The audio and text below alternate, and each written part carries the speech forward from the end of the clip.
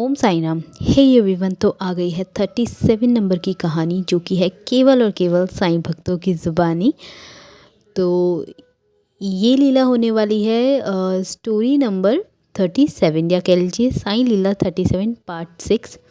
तो आप सभी ऑडियो एंड लिसनिंग मोड पर आ जाएं। तो कहानी सुनने से पहले या स्टोरी सुनने से पहले या लीला सुनने से पहले एक बात हमेशा ध्यान रखें कि सबसे ऊपर कर्म और इंसानियत है। उसके बाद वो जिनको आप मानते हैं, जैसे मेरे लिए मेरे साईं। आपके लिए कौन है? कमेंट करके ज़रूर बताएं। और कोई कमेंट करके नहीं बताता है कि आपके लिए कौन है।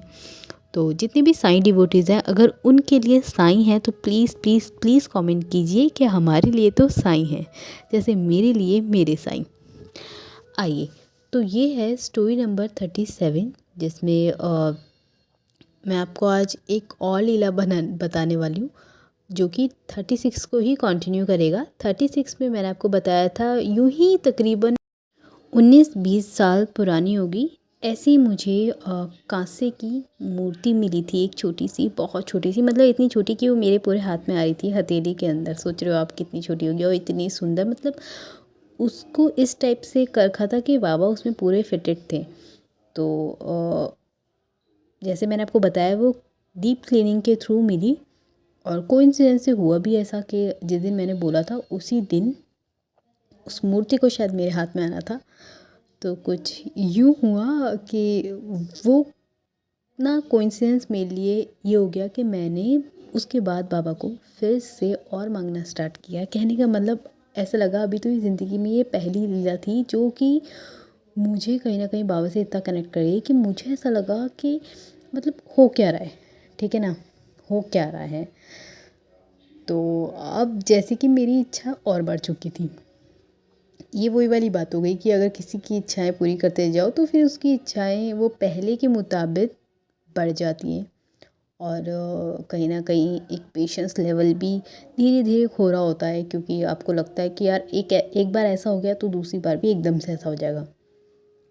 और फिर वही वाली बात कि कहीं ना कहीं अब की बार मुझे दोबारा एक और थर्सडे आने का बहुत वेट था, क्योंकि अब की बार मैंने ये प्लान कर रखा था उस मूर्ति के थ्रू। अब मेरा कनेक्शन जो कहीं ना कहीं मंदिर वाली मूर्ति से था, उसके बाद वो उस मूर्ति में हो गया जो कि मेरे हाथ में आई थी, क्योंकि वो मेरी स्टडी टेबल में ईज़िली रखी जाई थी।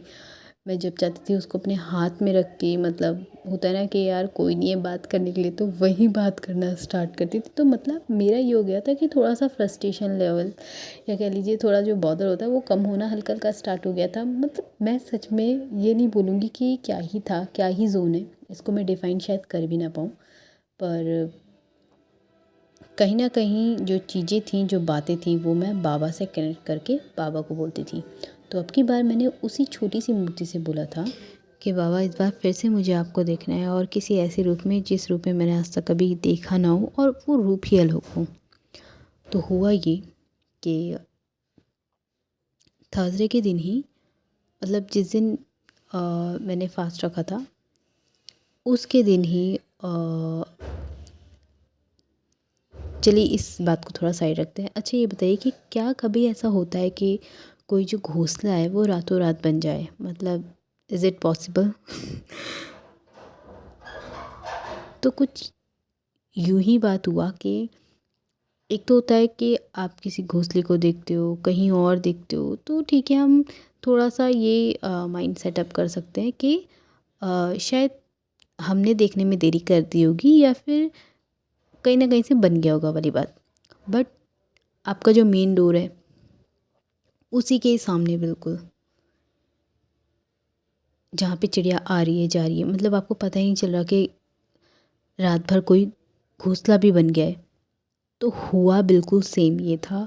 मेरे पास उस घोंसले की भी पिक्चर है, और वो इतना खूबसूरत घोंसला, इतना खूबसूरत पर्पल कलर का। और मैं अभी इस पे मेंशन करने की कोशिश करूँगी कि वो घोंसला जो है नेस्ट, मैं उसे यहाँ शो कर सकूँगी कितना खूबसूरत घोंसला था। और रातों रात दो छोटे छोटे चिड़िया के उसके अंदर, उस घोंसले में 2 अंडे। और मतलब मुझे ना बर्ड्स इन सब से बहुत प्यार है, बहुत बहुत बहुत ज़्यादा, मतलब मुझे अच्छा लगता है केयर करना और प्यार करना, ये सब मतलब मेरे फेवरेट काम है। तो हुआ यूँ था कि एक रातों रात ही कह लीजिए कि बिल्कुल हमारे गेट जो मेन डोर है उसको खुलते ही सामने एक गमला होता है, जो फ्लावर पॉट होते हैं, वो जिसे होता है ना हैंगिंग वाला, उसमें अ, ही उस मतलब गमले के अंदर चिड़िया ने 2 अंडे दे रखे थे, और वो colour purple colour, purple colour, और जो एग का कलर था वो भी पर्पल वाइट में।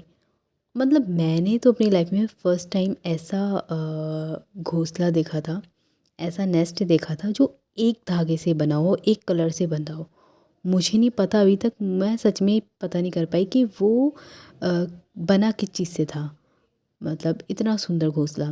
तो कहीं न कहीं वो भी मेरा माइंड एकदम से वो कर रहा था कि शायद ये बाबा के रूप में होगा। मतलब मैं चीज़ों को ना ऐसे कनेक्ट करती जा रही थी कि जब जब जो मैं बोल रही थी कहीं न कहीं से तो वो चीज़ हो रही थी, कि एग्ज़ैक्ट वो ही सेम नहीं हो रहा था, पर कहीं न कहीं से जिसे कहते हैं कि लिंक करते हुए चीज़ें चल रही थी। तो ये भी मुझे कहीं न कहीं ऐसा लगा, जब ये चीज़ मेरी लाइफ में हुई थी मुझे ऐसा लगा बाबा आए थे मुझसे मिलने।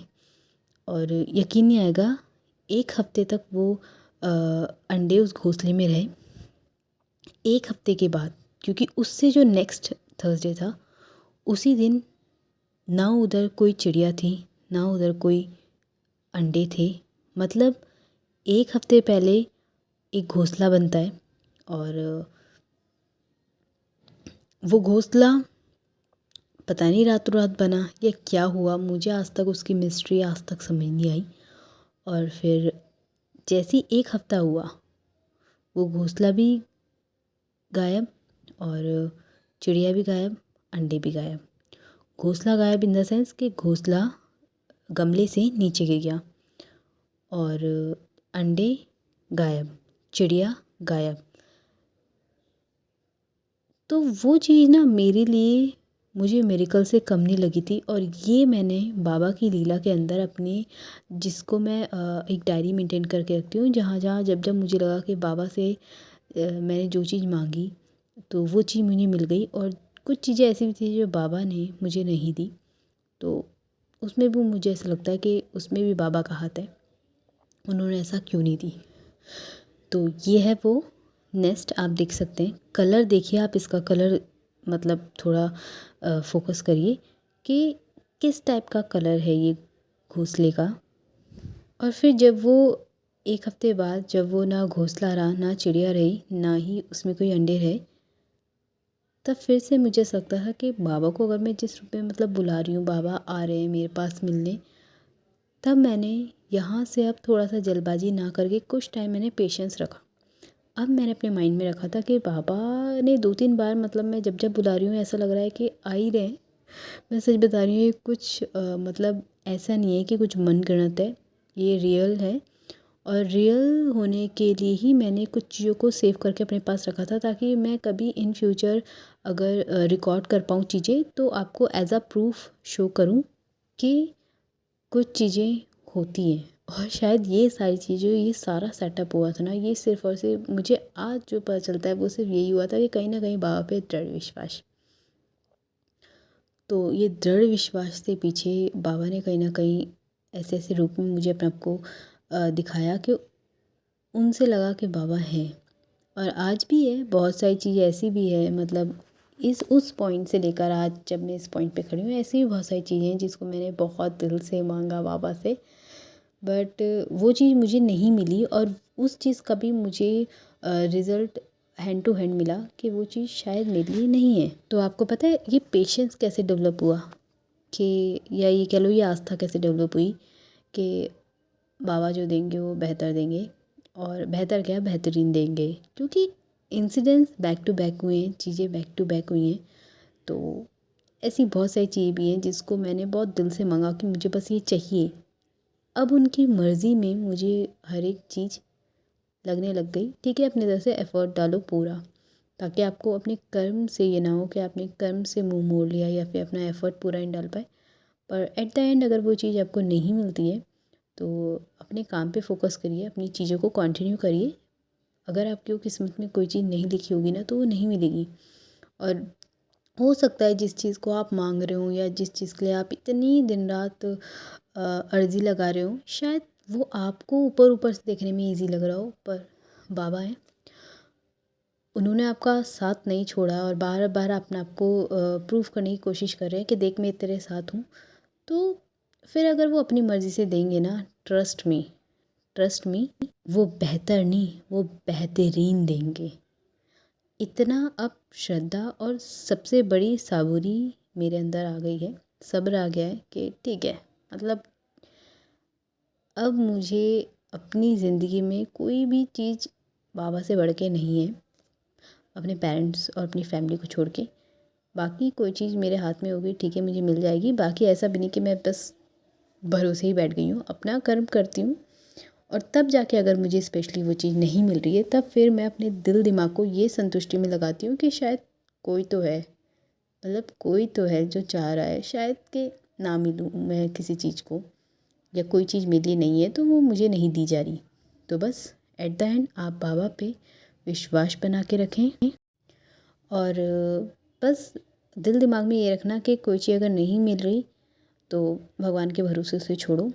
हो सकता है उस चीज़ का टाइम किसी और टाइम पे लिखा हो या फिर वो चीज़ आपके लिए बनी ना हो। तो बहुत सारी ऐसी चीज़ें हैं ना जिन्हें हम ऊपर ऊपर से मांगते हैं पर अंदर खाने हमें कुछ नहीं पता होता। तो भगवान के भरोसे चीज़ कई कई चीज़ छोड़ ही देनी चाहिए और आगे बढ़ जानी चाहिए। तो मिलते हैं नेक्स्ट वीडियो में नई किसी टॉपिक के साथ और स्पेशली नई किसी लीला के साथ। अब इसके बाद जो लीला आने वाली है वो आने वाली है डायरेक्ट कि मुझे बाबा जो शिरडी से आए हैं ना, अब वही लीला आपके पास आएगी। तो आप सभी इस चैनल को सब्सक्राइब कीजिए, लीलाएँ अच्छी लग रही हों तो लाइक कीजिए। मिलते हैं नेक्स्ट वीडियो में।